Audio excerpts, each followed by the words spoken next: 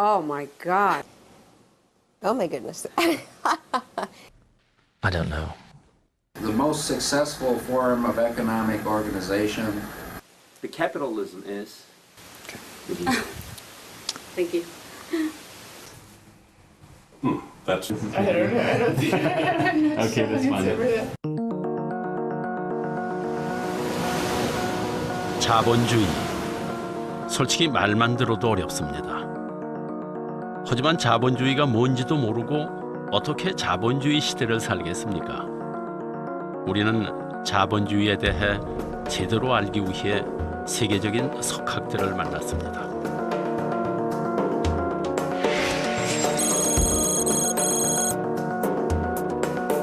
Capitalism is the free market system.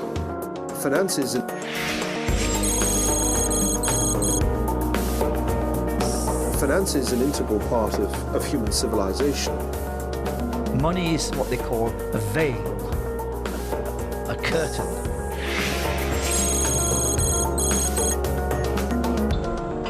You must pull away to look at the real workings of the economy.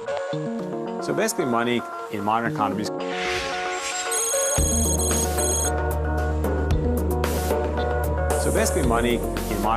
comes from a central bank which prints pieces of paper.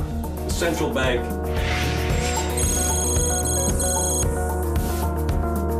The central bank is the bank for bankers.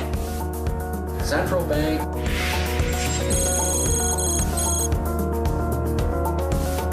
Central bank is a financial institution that works to stabilize an economy financially and alleviate depressions. So what they're doing, it's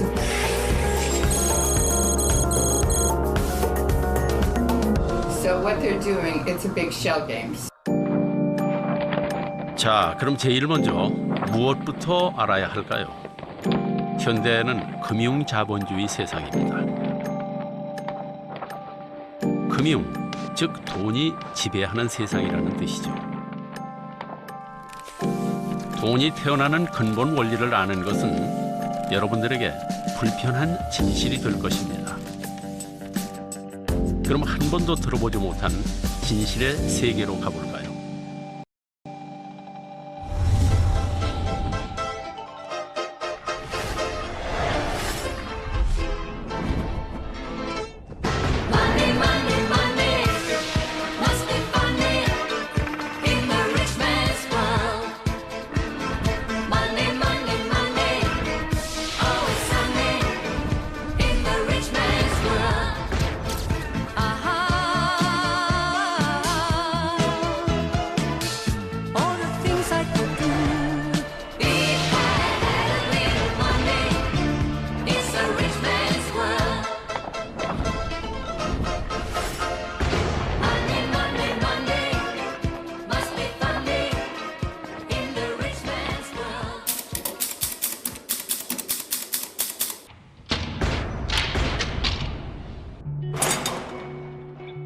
자본주의 세상에서 돈 없이는 한순간도 살 수 없습니다. 우리는 때로 돈을 사랑합니다. 돈을 사랑하는 것이 비난받을 일일까요? 아니면 돈을 무시하는 것이 어리석은 짓일까요? 아니면 돈을 모르는 것이 문제일까요?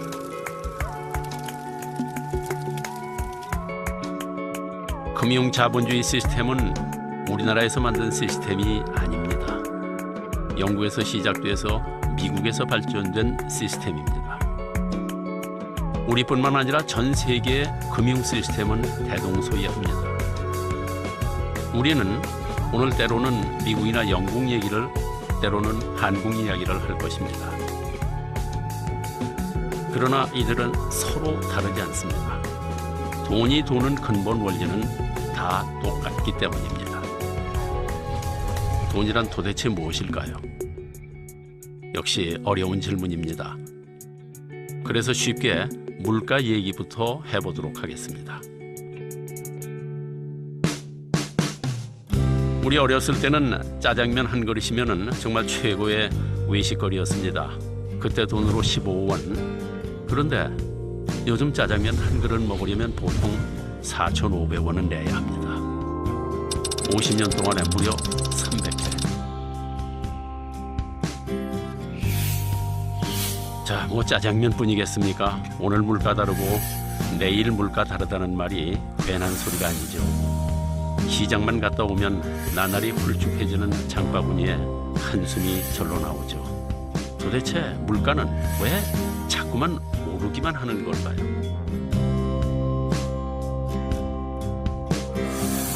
물론 가격에 대해 학교에서 배우긴 했습니다.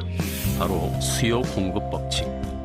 수요 곡선과 공급 곡선이 만나는 곳이 가격을 결정한다는 거죠. 그러니 가격이 오르는 것은 공급이 부족하거나 수요가 늘어나기 때문이라는 뜻. 맞는 말입니다. 근데 물가가 오르는 것이 정말 그 이유뿐일까요? 1억짜리 아파트 가격이 1년도 채 안 돼서 2억이 되는 것도 공급이 부족하거나 갑자기 수요가 늘어서일까요? 혹시 물가가 오르는 데는 수요와 공급의 법칙 말고 또 다른 이유가 있는 건 혹시 아닐까요? 그렇습니다. 물가가 계속 오를 수밖에 없었던 또 다른 이유가 있습니다. 바로 돈의 양이 많아졌기 때문입니다. 시중에 돌아다니는 돈, 즉 통화량이 많아졌다는 뜻입니다. 돈의 양이 많아지다니 무슨 황당한 소리냐고요. 이제부터 잘 보십시오. 지난 50년간 어떻게 돈의 양이 늘어났는지, 왜 물가는 오르기만 했는지 확실히 보여드리겠습니다. 돈의 최고의 가치를 갖는 금융자본주의 사회에서 어떻게 돈이 돌고 도는지 분명하게 가르쳐드리겠습니다. 시도 때도 없이 신문에 오르내리는 양적 완화, 통화 팽창, 뭐 이런 말들이 무슨 뜻인지 이젠 아시게 될 겁니다. 이제부터 여러분은 금융자본주의라는 숲을 보시게 될 겁니다. 자, 그럼 돈이 어디에서 나오는지, 어떻게 돌고 도는지부터 알아볼까요? Where the money from? I work for the money. My job gives me money. Do we know how it works? I'm not really. I don't know enough about it to kind of. You know who print out the money and who made? I guess the process. You know that? The national, the mint, the Bank of England. We have our own currency in Scotland, which is an equivalent. 맞습니다. 우리는 대부분 돈은 조폐공사에서 나온다고 생각합니다. 근데 정말 그럴까요? 물론 조폐공사에서 돈을 찍어내는 건 사실입니다. 하지만 그건 시중에 돌아다니는 돈 중에서 극히 일부분입니다. Well, when we talk about money, most people have in mind something like this $5 bill, and they imagine paper money and also coins. And of course, that is part of money, but most money, in fact, today is invisible. It's in banks. You assume, you see the government printing presses, and you assume that the government just creates the money and spends it, but that's not the way it happens. 이해가 안 되시죠? 그럼 나머지 돈은 어디서 나오느냐고요? 그걸 알려면 일단 이 사회에서 돈이 어떻게 도는지부터 생각해 봐야 합니다. 간단하게 말해보겠습니다. 중앙은행인 한국은행이 조폐공사에서 100원을 찍어서 시중은행에 줬습니다. 그러자 중소기업 사장 A가 그 100원을 대출받아서 기계도 사고 직원들 월급도 줍니다. 다행히 이익이 나서 은행에 대출받은 것에 원금과 이자로 일단 50원을 갚았습니다. 그럼 은행은 그 50원을 다시 학원 원장 B에게 대출해 주죠. B는 그 돈으로 학원 운영비도 쓰고 선생님들 월급도 줍니다. 다 아는 얘기죠. 아마 여러분은 이렇게 은행에 다른 누군가가 저금을 하거나 갚은 돈을 나에게 대출해 준다 이렇게 생각하셨을 겁니다. 이제껏 우리가 알고 있었던 은행의 모습이니까요. 하지만 그건 우리가 은행에 대해서 너무도 모르기 때문에 하는 이야기입니다. But they don't actually lend their deposits. You never go to the bank and they say, you know, you ask for your money and they say, I'm sorry, we just lent your money to Mr. Smith. Come back in 30 years. They never say that. 예금으로 대출해 주는 게 아니다. 그럼 대체 무슨 돈으로 대출을 해주는 걸까요?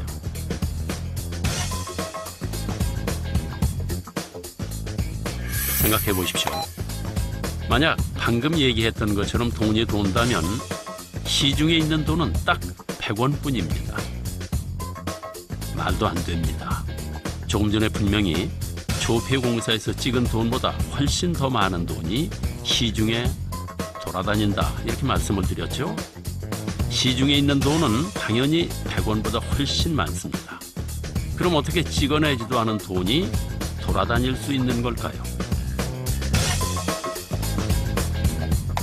내가 100원을 벌어서 그대로 금고에 넣어두면 돈은 계속 100원뿐입니다. 은행도 마찬가지죠. 내가 예금한 100원을 그대로 두면 돈은 계속 100원뿐입니다. 그런데 은행은 이걸 그냥 넣어두지 않습니다. 은행은 그중에서 10원만 남겨두면 나머지 90원을 대출해 줄 수 있습니다. 그걸 A가 대출했습니다. 근데 이상하지 않습니까? 내 통장에는 분명히 100원이 찍혀 있는데 A가 대출한 금액은 90원. 이제 나와 A 두 사람이 마음대로 꺼내 쓸 수 있는 돈은 190원이 됐습니다. 100원이 어떻게 190원이 된 걸까요? 알쏭달쏭하죠? 수학방 정식에 집어넣어 봐도 전혀 맞지 않는 계산입니다. 뭐 듣고 보니 궁금하지 않으십니까? 어떻게 갑자기 90원이 생겼을까요? 그리고 왜 은행은 100원을 다 대출해 주지 않고 10원을 남겼을까요? 약속 때문입니다. 정부랑 은행이랑 약속한 겁니다. 100원이 들어오면 은행은 10원을 남기고 나머지 90원은 대출해 주어도 된다고 정부가 허락해 준 것입니다. 그래서 없던 돈 90원이 갑자기 생기게 된 겁니다. 못 믿으시겠다고요? 보세요. 분명히 경제학 교재에도 쓰여 있습니다.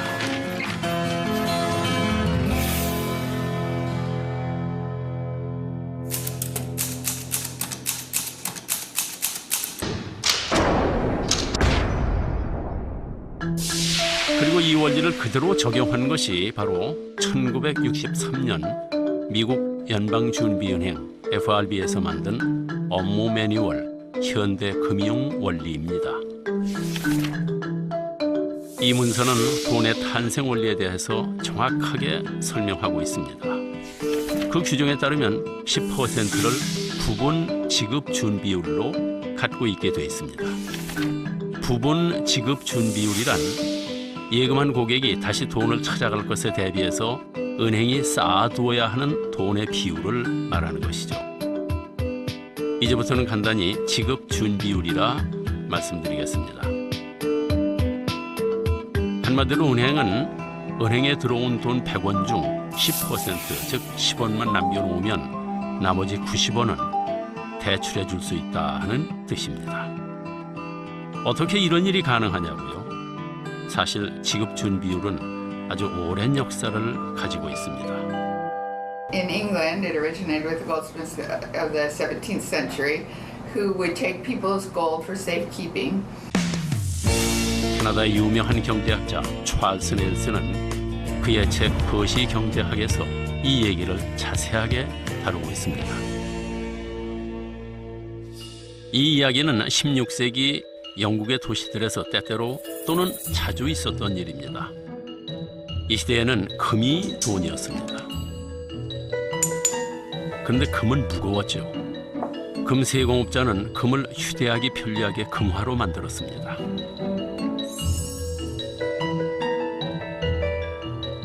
그리고 그걸 보관하기 위해 금고를 마련했죠. 사람들은 자신이 소유한 귀중한 금을 보관하기 위해서 금세공업자의 금고를 빌렸습니다. 그럼 금세공업자는 보관증을 써주었죠. 보관증만 가져오면 언제든 금을 내주겠다 하는 뜻입니다. 물론 보관료도 받았습니다. 얼마간의 시간이 지나자 사람들 사이에서는 금화 대신 보관증이 돌아다녔습니다. 금화보다 훨씬 가볍고 언제든 금세공업자에게 가서 주면 다시 금화로 바꿀 수 있기 때문이었죠. 그것을 본 금세공업자는 깨달았습니다.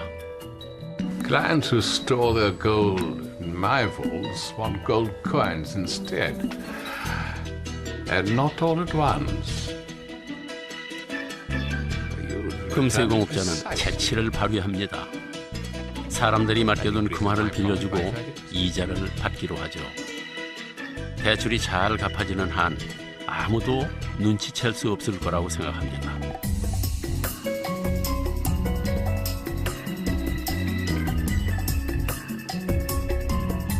금세공업자는 고객의 금화를 돈이 필요한 사람들에게 대출해 줬습니다. 그리고 대출하면서 받은 이자로 많은 이익을 남기게 됐습니다. From giving loans, it makes him feel and act big. Really? It's not a complete lie that he invests a lot of money into the India trade. 사람들은 금세공업자가 갑자기 많은 돈을 버는 것을 수상하게 여겼습니다. 하지만 곧 자신들의 금화로 대출을 해주고 이자를 받는다는 사실을 알게 됐죠. You look good these days. 사람들은 금세공업자에게 가서 항의했습니다. You have enough gold coins to fill Big Ben. My gold is safe with you? 그러자 금세공업자는 제안을 합니다. 당신의 금으로 대출을 해서 이자를 받으면 그걸 나눠주겠다. 사람들은 괜찮은 거래라고 생각합니다. 가만히 앉아서 돈을 벌 수 있으니까요. 금세공업자도 걱정이 없습니다. 대출 이자가 항상 예금 이자보다 많았으니까요.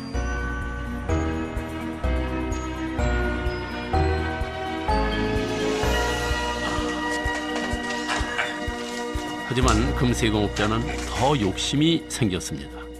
다시 머리를 썼죠. Nobody knows how many gold coins there are in my vault. Not even my lovely wife Jane, my daughter Alice.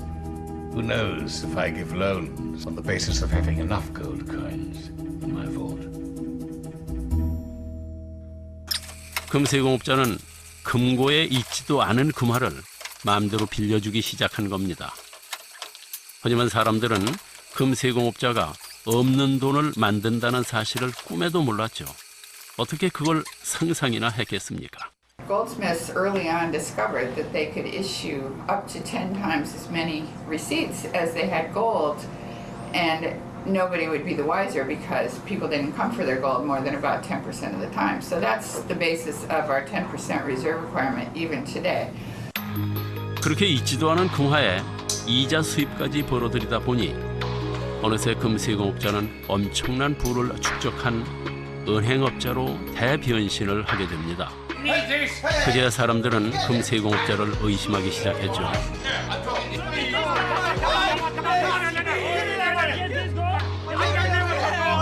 갑자기 몇몇 부유한 예금주들이 은행에 나타나서 그들의 금화를 모두 가져가 버렸습니다. 뒤늦게 금화를 찾으러 온 사람들이 보관증 대신 금화를 내놓으라 했지만 이미 늦은 일이었죠.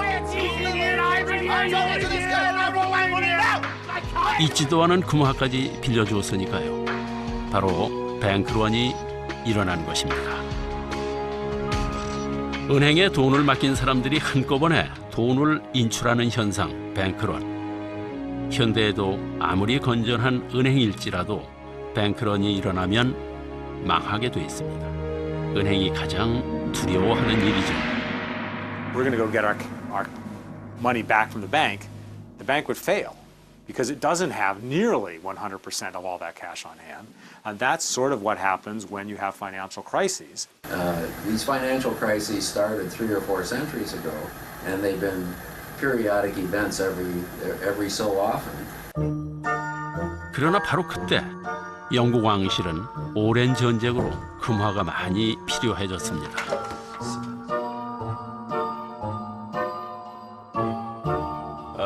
Proposal for you. 그래서 은행업자에게 가상의 돈을 만들어서 대출 영업을 할 수 있도록 특별히 허락해 주었습니다. But you should report it to the Treasury Office regularly.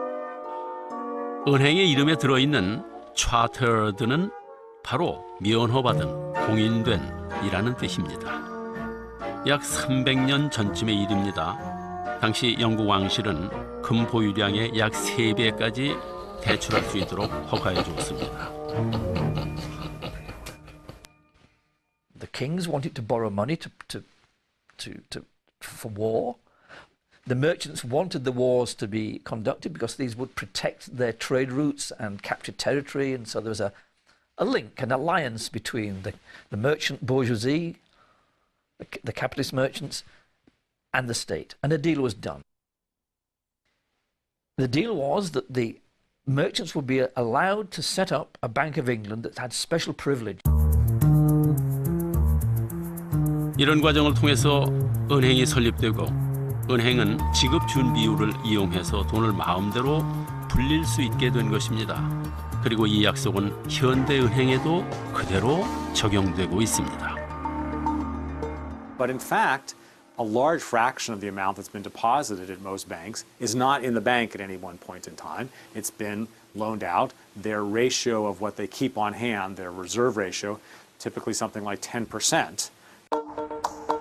자, 그러면은 지급준 비율이 10%인 경우에 돈이 얼마나 불어나는지 계산해 보겠습니다. 자, 이번에는 돈을 좀 늘려 보겠습니다. 은행에 100억이 들어오면 은행은 그중 10%인 10억을 지급 준비율로 놔두고 나머지 90억을 대출해 줍니다. 이렇게 난데없이 생긴 90억을 신용통화 이렇게 얘기합니다. 이제 실제 시장에서 도는 돈, 즉 통화량은 모두 190억이 된 셈이죠. 90억은 지급준비율 10%를 떼고 다시 대출할 수 있는 돈 81억을 만듭니다. 81억은 72억을 만들고 72억은 65억을 만들고 마치 수학 교과서에 나오는 무한 등비급수의 합처럼 이렇게 계속 돈이 불어나는데 이 과정을 신용창조 이렇게 얘기합니다. 그럼 이렇게 빌려줄 수 있는 최대까지 빌려준다면 얼마까지 만들 수 있겠습니까? 원래 있던 100억을 더해 최대 1000억. 대출할 때마다 새 돈이 생기는 겁니다. It is a promise of payment. You hold a credit. All money is credit. All money. Today, where you don't have the problem of gold, they can inflate the system, and that's what they do. You have to take out more loans, which means there's going to be more money in the system. 바로 이것이 우리 사회가 빚 구원하는 사회가 된 이유입니다. 하루에도 몇 번씩 대출 문자가 날아오고 여기저기 은행에서 대출 안내문을 보내는 이유인 것입니다. 고객이 대출을 해가야 은행은 새 돈이 생기기 때문입니다.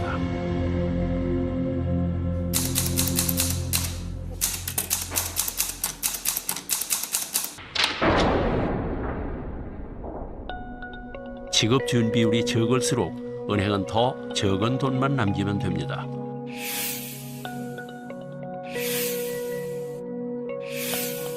돈을 더 많이 불릴 수 있다 하는 그런 뜻이죠. 우리나라는 중앙은행인 한국은행이 결정합니다. 우리나라의 현재 지급 준비율은 평균 3.5% 내외. 자, 그럼 평균 지급 준비율을 3.5%다 이렇게 가정하고 돈이 얼마나 불어나는지 볼까요? 한국은행이 애플은행에 5천억 원을 대출로 공급합니다. 그럼 F은행은 이 돈을 대기업 사장 남자 1호에게 대출해 주죠. 남자 1호는 그 돈을 A에게 재료값으로 줍니다. A는 그 중에서 5% 정도인 250억 원을 회사 금고에 현찰로 넣어놓고 쓰고 나머지 4,750억 원은 은행 통장에 예금해 놓고 사용한다고 가정하겠습니다. 이 돈은 오렌지은행의 A의 예금 계좌로 들어가게 됩니다. 그럼 오렌지은행은 A가 예금한 돈의 3.5%인 166억 3천만 원을 지급준비금으로 떼어놓습니다. 그리고 나머지 4,583억 8천만 원을 남자 2호에게 대출해주죠. 남자 2호는 B씨에게 지불하고 B씨는 역시 5% 정도만 현찰로 두고 나머지 금액은 바나나 은행에 예치합니다. 이런 식으로 계속 반복되죠. 그럼 얼마로 늘어날까요? 대출할 수 있을 때까지 다 대출한 경우에 모두 6조 60억 원이 됩니다. 5천억이 6조 60억이 되다니 신기할 따름이죠. 여하튼 새 돈이 생기는 방법은 아주 간단합니다. The basic unit of account in a financial system, the money, is mostly just invisible and exists only as entries on a computer screen. So what they're doing, it's a big shell game. So basically what they're saying, we don't necessarily have the money, but when you come for it, we'll get the money. We'll get it real quick. So they can write you in advance. 새 돈이 만들어지는 과정은 뚜껑을 열 때마다 살짝 더 작은 인형이 나오는 러시아 인형과 같습니다. 돈은 은행에 들어갈 때마다 계속 불어나게 돼 있습니다.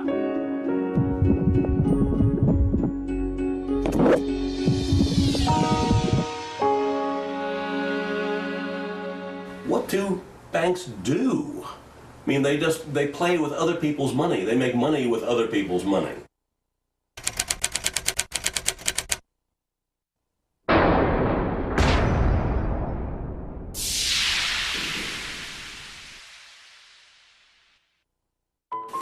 이제는 시중에 돌고 있는 돈이 조폐공사에서 찍어낸 돈보다 훨씬 많다는 사실을 믿으시겠습니까? 이 그래프는 지난 50년간 우리나라의 통화량 그래프입니다. 그리고 이 그래프는 지난 50년간 우리나라의 물가 그래프입니다. 그런데 두 그래프를 비교해보면 기울기가 비슷하지 않습니까? 통화량이 늘어난 만큼 물가가 올랐다는 것을 알 수 있습니다. 금값을 보면 물가가 얼마나 올랐는지 더 확실하게 알 수 있습니다.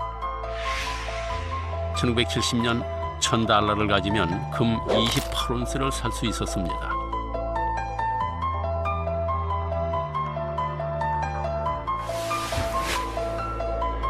그런데 2012년 2월 1일 금 시세는 1온스당 1,738달러. 1,000달러를 가지면 겨우 0.58온스의 금을 살 수 있을 뿐입니다. 가격이 무려 48배나 올랐습니다. 물가가 계속 오르는 가장 큰 이유는 돈이 많아졌기 때문입니다. 돈이 많아지면 돈의 가치가 떨어지는 건 당연한 일. 그리고 이렇게 통화량이 증가해서 화폐의 가치가 떨어지고 물가가 오르는 현상을 통화팽창, 인플레이션이라고 말합니다.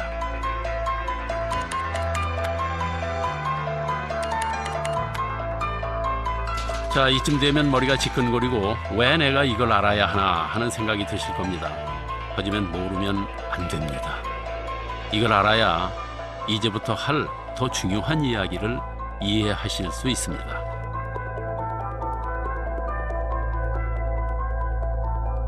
Capitalism. Capitalism. Capitalism. Capitalism. Capitalism. Capitalism. Capitalism. Capitalism. Capitalism. Capitalism. Oh my God. You want me to say something about capitalism?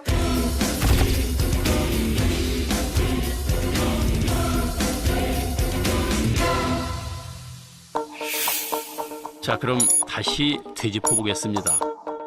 시중은행이 대출을 해서 돈을 불리는데 그 원금은 누가 준다고 했죠?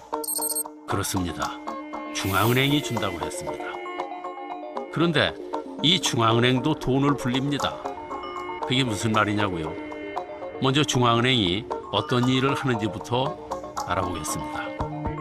중앙은행은 시중의 통화량을 조절하는 일을 합니다. 그리고 그것을 하기 위해 두 가지의 권한을 갖고 있죠. 이자율을 통제할 수 있는 권리, 그리고 화폐를 찍어낼 수 있는 권리입니다. Well, basically, in a modern economy, the central bank does a lot to manage the money supply. If we need more money in the economy, the central bank can give us more money. 기준금리인 콜금리를 3.5%로 0.25%포인트 인상했습니다. 네, 콜금리가 인상됐지만 금융시장의 반응은 과거와는 다르게 나타났습니다. 한국은행이 금리를 인상했다거나 동결했다는 뉴스를 자주 보셨을 겁니다. 그럴 때마다 여기저기서 들썩들썩합니다. 대출받을 것을 갚아야 할지 아니면 더 대출을 해야 할지. 요즘 장보기가 두렵다는 주부가 많습니다. 배추 가격은 한 포기에 6,000원이 넘었고 생갈치 한 마리는 예년보다 25% 가까이 올랐습니다. 물가는 어떻게 될지. 이는 이자를 이용해 시중의 통화량을 조절하려는 것입니다. 보통 침체에 있는 내수 경제를 활성화시키기 위해서, 즉 경기 부양을 위해서 많이 쓰는 방법입니다. 중앙은행은 바로 이렇게 이자율을 조절해서 시중의 통화량을 조절하죠. 그런데 시중의 통화량을 조절하는 또 한 가지 방법이 있습니다. 바로 화폐를 찍어내는 일이죠. 뉴스나 신문에서 소위 양적 완화라는 표현 많이 들어보셨죠? 금융위기 이후 거의 매일 듣는 말이었을 겁니다. 한마디로 중앙은행이 기준금리를 내려도 효과가 없을 때 직접 돈을 푸는 방법을 말합니다. 그런데 중앙은행이 이렇게 자꾸 돈을 찍어야만 하는 근본적인 이유는 사실 따로 있습니다. 로저 랭그릭이 논문을 통해 제시한 이론을 간단한 그림으로 표현해 봤습니다.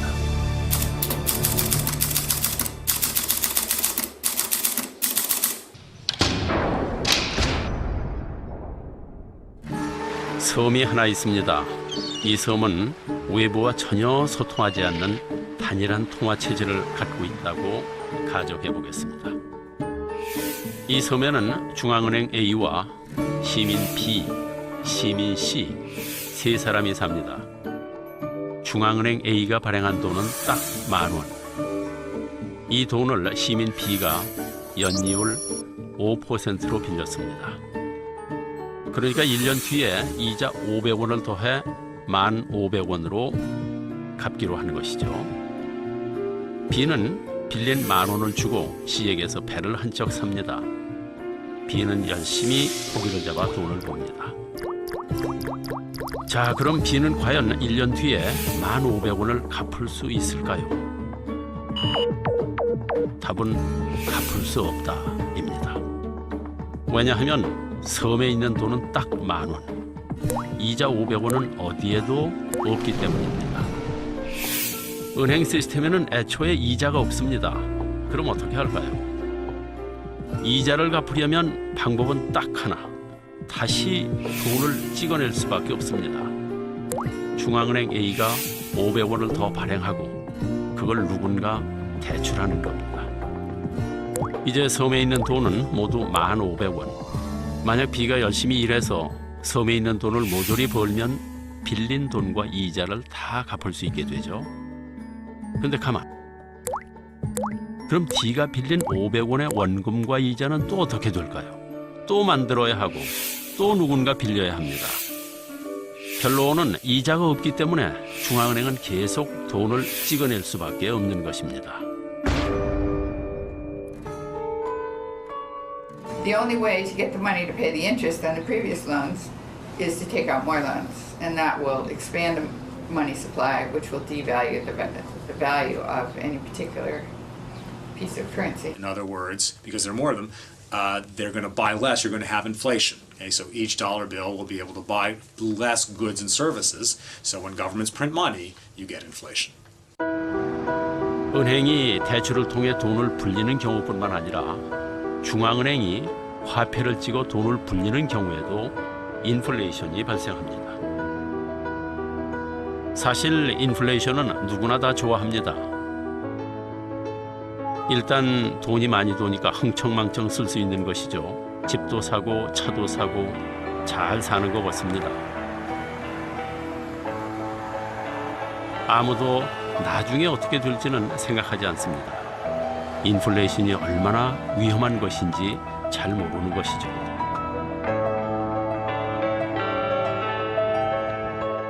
영이 모두 14개. 이것은 100조 달러입니다. 아프리카 대륙에 위치한 짐바브웨에서 2008년에 실제로 사용했던 짐바브웨 달러입니다. 이때 짐바브웨는 한 해 최고 2억 3,100만 %라는 상상 초월의 물가 상승률을 기록했습니다. 바로 하이퍼 인플레이션 상태.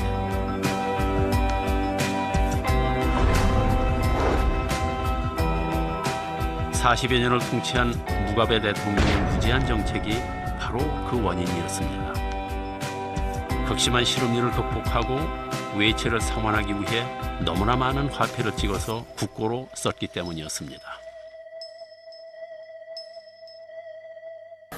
So if you have too much money created in a short period of time, generally you'll have inflation. And so that's the danger. If the Federal Reserve creates too much money, you might have inflation. 지금까지 중앙은행이 왜 돈을 불리는지 그리고 과도한 경우에 어떤 일이 벌어지는지에 대해 알아봤습니다.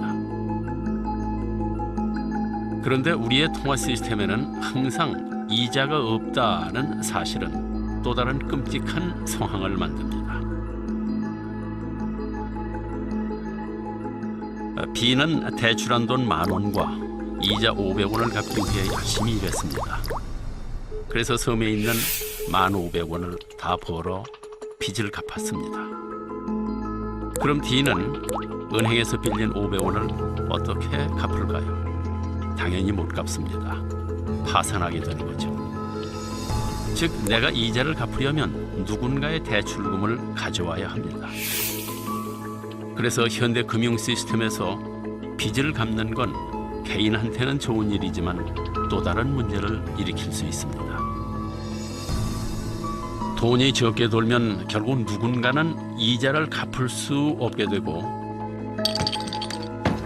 그럼 그 사람은 파산할 수밖에 없기 때문이죠.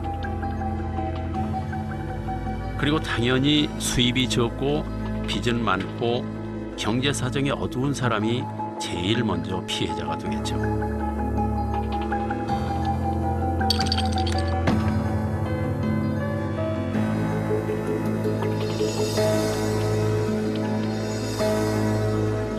이 세상에는 여러 보존의 법칙이 있습니다. 에너지 보존 법칙, 운동량 보존 법칙 등등. 현대 금융 시스템은 바로 빚 보존 법칙이 지배하는 시스템이죠. 누군가 빚을 갚으면 누군가는 파산하게 됩니다. 모든 돈이 빚에서부터 시작되기 때문입니다. 그래서 자본주의 사회는 경쟁이 필연적입니다. 이자 시스템이 존재하는 한 다른 이의 돈을 뺏기 위해 경쟁할 수밖에 없게 되어 있습니다. 우리는 저마다 살아남기 위해 싸웁니다. 바로 이것이 우리가 매일 돈 하고 사는 이유죠.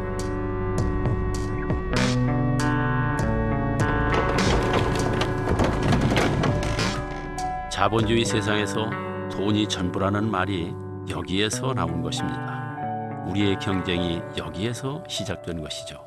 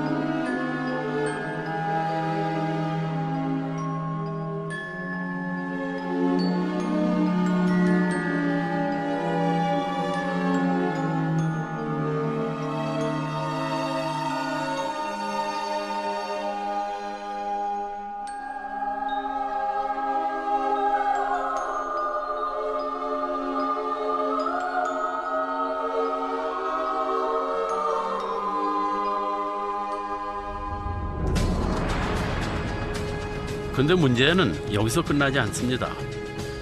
이런 일이 연속으로 벌어지면 시중에 돈의 양이 줄어들게 됩니다.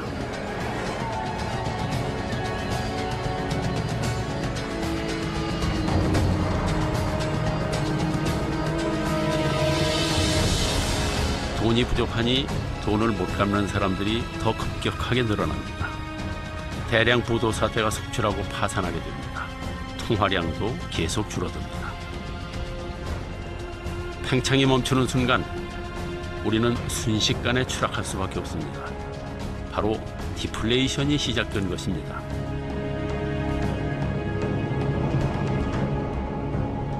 디플레이션이 일어나면 돈이 돌지 않기 때문에 여기저기서 거품이 터지기 시작합니다. 일단 돈이 없으니까 기업이 위축됩니다. 생산과 투자를 줄이게 되죠. 직원을 새로 뽑기는커녕 일하던 사람들도 내보냅니다. 일자리가 부족해집니다. 돈을 벌기가 힘들죠. 여기저기서 돈 없다는 소리가 들립니다. 그래서 디플레이션은 누구나 싫어합니다.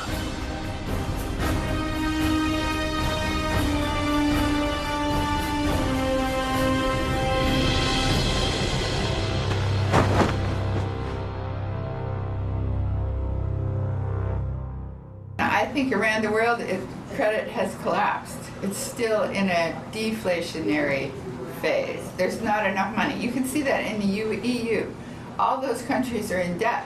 Who are they in debt to? It's because there's not enough money to pay off their debts plus interest. 이렇게 인플레이션 후에 디플레이션이 오는 것은 숙명과도 같은 일입니다. 왜냐하면 호황이 진정한 돈이 아닌 빚으로 쌓아 올린 것이기 때문입니다.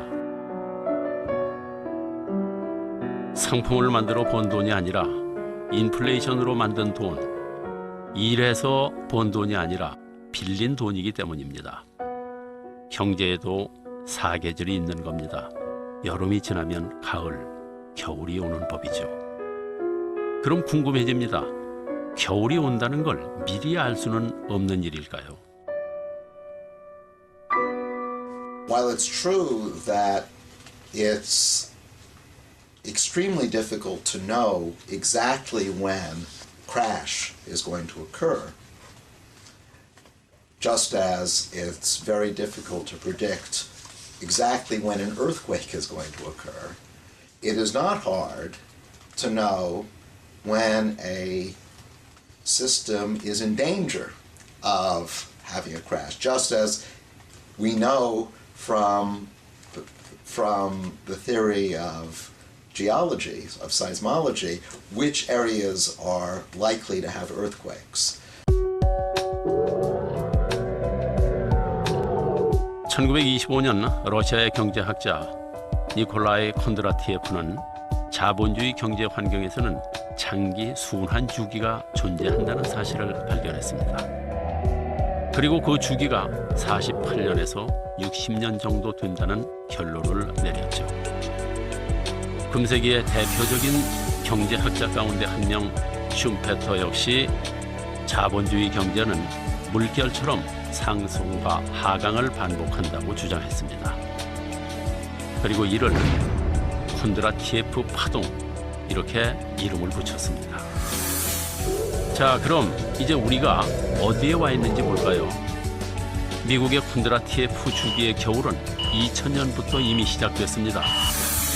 2007년부터 시작한 급격한 이자율 하락은 디플레이션의 절정을 보여주고 있습니다. 금융회사들은 빚을 갚을 능력이 없는 사람들에게까지 돈을 대출해 준 것입니다. 바로 모기지죠. 그것으로 그들은 집을 사고 차를 샀습니다.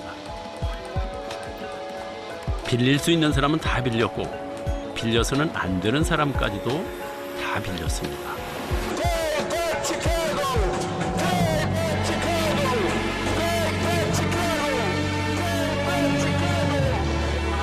그런데 부동산 가격이 추락하니까 빚을 갚지 못하는 사람들이 속출했습니다.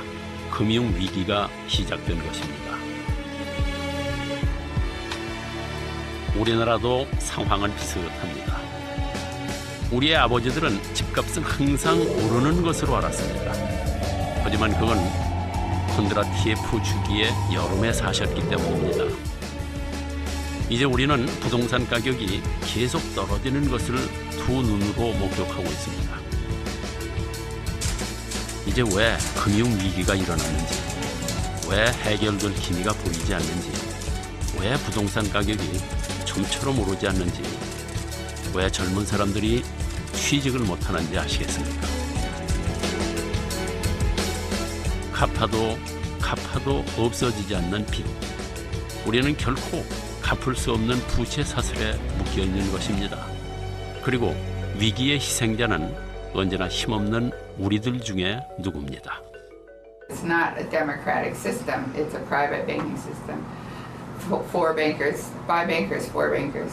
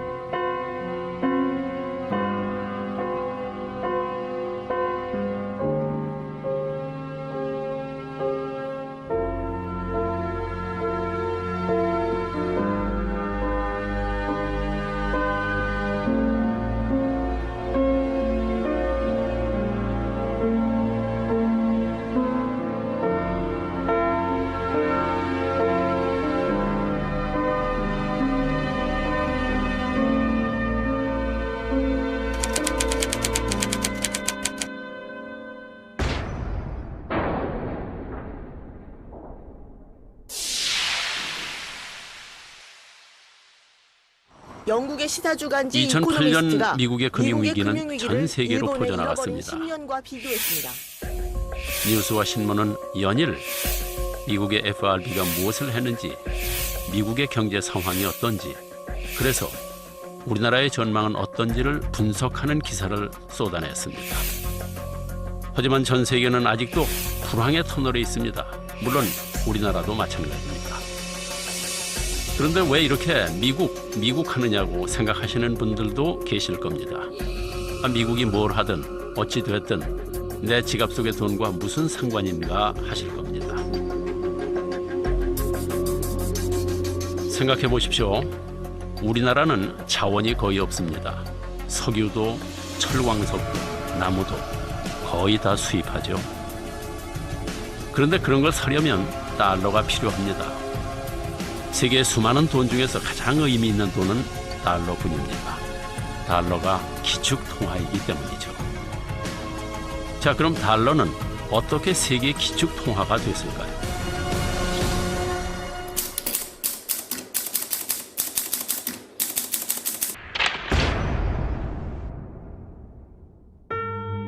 (1944년 7월) 미국 뉴햄프셔주의 브레튼 우즈에는 미국을 중심으로 한 44개 연합국 대표가 모였습니다.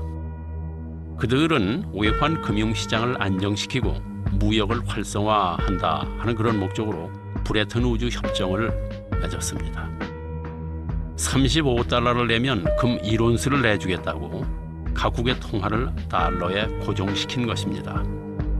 미국의 달러가 세계 기축 통화가 되는 순간이었습니다. 하지만 그들의 욕심은 거기서 끝나지 않았습니다. 베트남 전쟁으로 달러 가치가 하락하자 금으로 바꿔달라 하는 요구가 많아졌습니다. 그러자 금 보유고가 크게 떨어지고 돈을 찍어내려면 금이 더 필요했지만 금을 확보하기 힘들어졌습니다.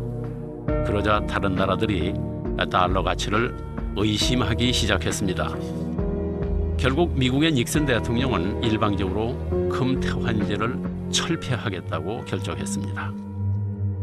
We must protect the position of the American dollar. So President Nixon said, sorry, we're going to run out of gold at this rate. We just don't have the gold. So he took the dollar off the gold standard. 위의 달러는 1971년 이전의 달러입니다. 아래의 달러는 1971년 이후의 달러입니다. 무슨 차이점이 있는지 아십니까? 1971년 이전의 달러는 은행에 가면 언제든지 금으로 바꿔주겠다 이렇게 쓰여 있습니다. 그러나 71년 이후의 달러는 금과 무관합니다. 종이돈일 뿐입니다.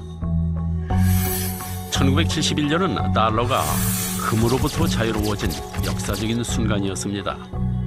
이제 미국이 원하기만 하면 마음대로 돈을 만들 수 있게 된 것입니다. 자, 그럼 여기서 잠깐 상식 테스트 한번 해보겠습니다. 달러는 누가 찍어낼까요? 1번 미국 정부, 2번 민간은행. 답은 뭐겠습니까? 2번 민간은행입니다. 달러는 미국 연방준비은행, 즉 Federal Reserve Bank, 흔히 FRB라 이렇게 부르죠. 바로 이 FRB에서 찍어냅니다. 우리나라의 한국은행과 같은 중앙은행이죠. 그런데 좀 다릅니다. 한국은행은 정부기관입니다. 하지만 FRB의 Federal이 정말 연방정부의 라는 뜻일까요? 그건 미국의 전화번호부만 찾아봐도 금방 알 수 있습니다. 먼저 연방란을 찾아보겠습니다. 연방란에는 없습니다. 자, 그럼 민간 기업란으로 가보겠습니다. Federal Reserve Bank. 있네요. 민간 기업란에 있습니다. FRB는 정부 기관이 아닙니다. 미국 금융 시스템에서 막강한 힘을 행사하는 몇몇 민간 은행들의 법인일 뿐입니다. 그런데도 FRB가 달러를 발행하는 것입니다. In fact, it's the Federal Reserve that prints the money, and the government has to borrow it like everyone else. So the Federal Reserve is a bank. 그리고 바로 그 달러가 세계를 지배하고 있는 것입니다. 몇몇 금융 자본들이 세계를 쥐락펴락하고 있는 것입니다.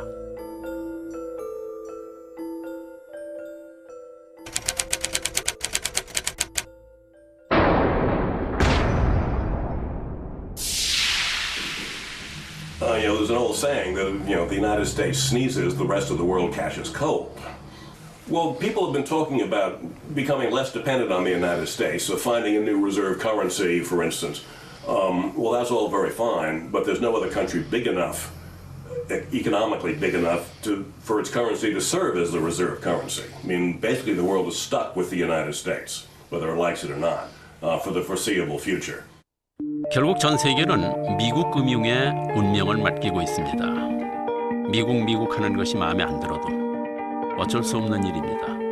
그래서 돈의 흐름을 알려면 미국의 정책을 알아야 합니다.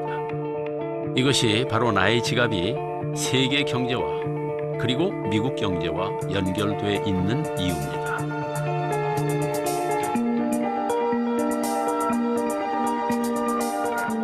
이제 자본주의 세상이 좀 보이십니까? 큰 그림에서 돈의 흐름을 봐야 합니다. 그렇지 않으면 제자리에서 벗어날 수 없습니다. 가난에서 벗어날 수 없습니다.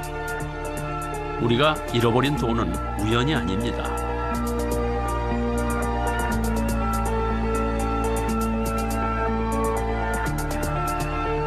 시작부터 잘못된 통화정책과 탐욕스러운 금융자본의 그 첫 번째 책임이 있습니다. 물론 빚으로 만든 돈을 흥청망청 쓴 우리의 잘못도 큽니다. 하지만 확실한 건 돈이 돌아가는 원리를 모르면 희생자가 될 수밖에 없다는 사실입니다. 돈을 최고의 가치로 여기는 금융자본주의 세상에서 빚은 돈입니다. 돈은 빚입니다. 이자가 없는 세상에서 우리는 언제 의자를 뺏길지 모릅니다. 그래서 우리는 돈의 노예, 빚의 노예일 수밖에 없는 것입니다. 나무가 아닌 숲을 보는 안목이 필요합니다. 미국이 어떻게 돌아가고 그래서 우리나라의 정책은 어떻게 변할 것인지 생각할 수 있어야 합니다. 지금이 디플레이션의 시대인 것도 아셨을 겁니다. 그러니 지금 당장 빚을 내라고 흥청망청 쓰라고 유혹하는 목소리가 들릴지라도 스스로 중심을 잡고 판단하셔야 되겠습니다. 나와 내 가족을 지켜야 합니다. 그래도 참 다행입니다. 추운 겨울을 잘 지내면 따뜻한 봄이 올 테니까요.